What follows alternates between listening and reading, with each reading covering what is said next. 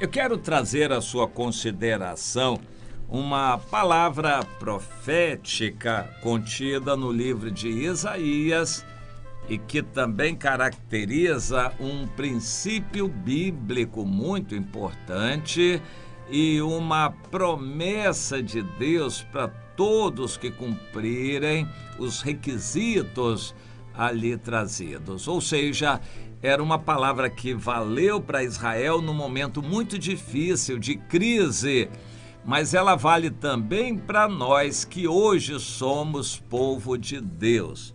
E essa palavra profética era a respeito de um futuro que viria a acontecer, digamos, 200 anos depois.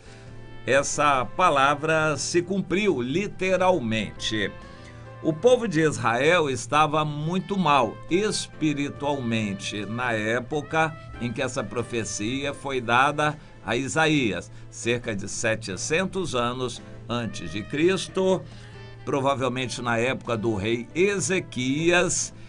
O país era independente. No entanto, Deus estava denunciando os erros, porque Ezequias recebeu o governo arrasado, destroçado do seu pai, o rei Acais, que foi muito mal aos olhos de Deus e colocou o país contra Deus. Às vezes nós nos sentimos assim, que no Brasil algum Acais, algum governante faz o país estar totalmente alinhado com Satanás. Às vezes nós temos essa impressão que o Brasil não é do Senhor Jesus, que o Brasil é entregue a Satanás, e houve um rei Acais que fez implantar todo tipo de maldade, de desvio neste Brasil. Mas o Senhor envia o seu servo, o profeta Isaías, para trazer uma palavra de alento. Especificamente, proximamente, a palavra dizia a respeito a destruições, a castigos de Deus e cativeiro. Porém, mais para adiante, o que se cumpriu cerca de 200 anos depois, havia uma promessa de consolo, livramento e restauração. De fato, a restauração aconteceu, mas de uma forma muito pequena, muito menor do que a destruição. A destruição foi muito grande sobre o povo em consequência do seu pecado, que o povo continuou a praticar.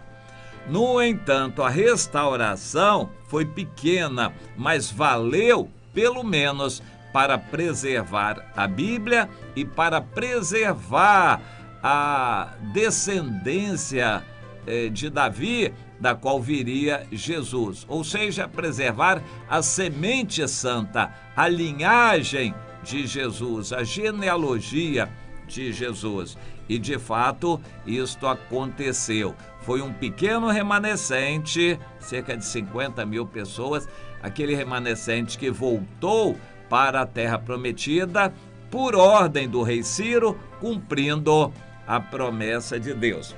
Eu quero ler alguns versículos neste capítulo 45, e desde o versículo 26 do capítulo anterior, que Deus diz: Eu sou o Senhor, que confirmo a palavra do meu servo e cumpro o conselho dos meus mensageiros, que digo a respeito de Jerusalém, futuramente ela será habitada. E eu também digo das cidades de Judá, elas serão edificadas. E quanto às suas ruínas, Deus diz: eu as levantarei. E eu digo de Ciro: ele é meu pastor e cumprirá tudo o que me apraz. Que digo também de Jerusalém, ela será fundada, e digo do templo, também ele será fundado. Tudo isso Deus disse com antecedência. O Ciro Deus chama de meu pastor, embora ele não me conheça. O Ciro nunca foi um convertido a Deus como nós entendemos, mas foi um governante que fez a vontade de Deus. Vamos ler o capítulo 45. Assim diz o Senhor ao seu ungido. Deus chama um governante usado por ele de seu ungido, Ciro, a quem eu tomo pela mão direita para abater as nações ante a sua face, e também para descingir os lombos dos reis e abrir diante dele as portas que não se fecharão. Eu irei adiante de ti, Ciro, o Senhor dizendo, eu irei adiante de ti. Endireitarei os caminhos tortuosos, quebrarei as portas de bronze e despedaçarei as trancas de ferro. Por amor do meu servo Jacó de Israel, meu escolhido, é que eu te chamei pelo teu nome, te pus o sobrenome, ainda que não me conheces. Eu sou o Senhor que te chama pelo teu nome, Ciro. Interessante essa profecia. Muito tempo antes, Deus já deu detalhes de como seria este Ciro. E o Senhor ainda diz, eu sou o Senhor e não há outro. Eu te cingirei, ainda que não me conheces, para que se saiba até o nascente do sol e até o poente que além de mim não há outro. Eu sou o Senhor e não há outro. Eu formo a luz e crio as trevas. Eu faço a paz e crio o mal. Eu, Senhor, faço todas estas coisas. Bom, eu li aqui uma boa parte do capítulo 45 de Isaías. Deus é quem cria o mal. Interessante, é a Bíblia que nos diz, o próprio Deus falando através de Isaías. Eu faço a luz, mas eu também crio as trevas. Eu faço a paz e crio o mal também. É interessante isso. Há pessoas que querem desenvolver uma teologia um pouco diferente a respeito de Deus. Deus é isso mesmo. E ele diz, eu vou dirigir a história, vou conduzir o meu povo, como eu já tenho falado, através dos meus servos, os profetas, para todo esse caminho de destruição. E de fato, depois do rei Ezequias, que foi um rei bom que buscou a Deus, veio Manassés, filho de Ezequias, que botou tudo a perder. O Manassés botou tudo a perder, fez igual o avô Acais, estragou o país inteiro, despertou a ira de Deus contra o país. Depois do Manassés veio Amon, que foi igual, e só depois veio o rei Josias, fraco e, segundo a história, ainda um vassalo lá da Assíria, ou seja, estava debaixo da influência da Assíria, e este rei Josias, o último rei bom, dali por diante foi só morro abaixo. O país, Israel, Reino do Norte, já estava no cativeiro totalmente nas mãos da Assíria, e Judá estava definhando, enfraquecendo, empobrecendo, morro abaixo, em direção à escravidão e ao cativeiro na Babilônia. Tudo isso se cumpriu e teria acabado o povo de Deus se o Senhor não estivesse no comando de tudo. De fato, Deus disse, eu continuo no comando. Quem faz o mal sou eu, mas quem faz o bem também sou eu. Eu estou dirigindo tudo. E, de forma que vocês não entendam, eu vou levantar um rei poderoso no mundo que vai se render a mim e vai fazer a minha vontade. Ele se chamará Ciro, rei da Pérsia.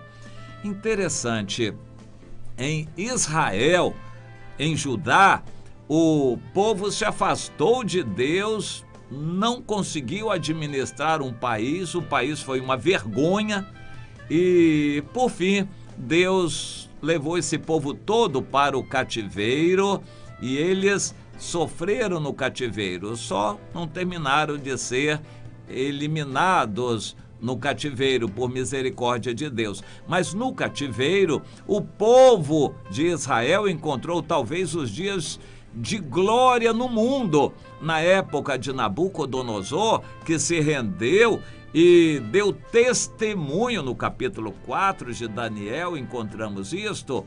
Ele deu testemunho ao mundo todo de que ele se rendia ao Deus poderoso de Daniel. Vários capítulos maravilhosos nós encontramos nessa época do cativeiro, quando os grandes reis do mundo não se converteram, mas se dobraram diante de Deus em reconhecimento à grandeza e à majestade do Senhor. E depois, por influência de Daniel, o rei Ciro veio cumprir toda essa profecia e ainda assim deu honra e glórias ao Senhor dos Senhores. E isto enquanto o povo estava no cativeiro. Foi através de Ciro que veio a permissão para eles serem livres e voltarem à sua terra, reconstruírem o templo e continuarem o propósito de Deus aqui na terra. Os judeus falharam por completo, não cumpriram o propósito de Deus e Deus largou aquela aliança porque eles já tinham largado a aliança com Deus. Por 400 anos Deus abandonou a aliança com aquele povo para começar tudo de novo em Jesus, enviando primeiro João Batista. Deus estava escrevendo uma nova história, uma nova aliança no sangue de Jesus, um novo testamento, uma nova época essa em que estamos vivendo, mas que vai acabar brevemente por ocasião do arrebatamento da igreja e vai inaugurar a grande tribulação, após o que Jesus vai voltar e terminar de cumprir toda essa profecia, quando Jerusalém, então sim, será fundada para sempre e o templo do Senhor também. Profecia que ainda não se cumpriu, que brevemente vai se cumprir no final dessa nossa era, para começar uma nova era, o milênio de Deus aqui na terra, do qual vamos participar se lhe formos fiéis agora. Portanto, o desafio está com cada um de nós. Seja fiel a Deus, minha irmã. Não reclame da vida. Saiba que se vem o mal, Deus está no controle disso tudo para dirigir a sua vida, para ser fiel e se voltar para Ele. Creia nisto. E que Deus usa quem Ele quiser, o governante que Ele quiser. Ele levanta um Ciro como Ele quer. Ainda que não conheça a Deus, um governante pode ser usado por Deus, porque Deus é quem tem todo o poder no céu e na terra. Saiba disto. Creia nesse Deus tão poderoso, meu irmão, minha irmã.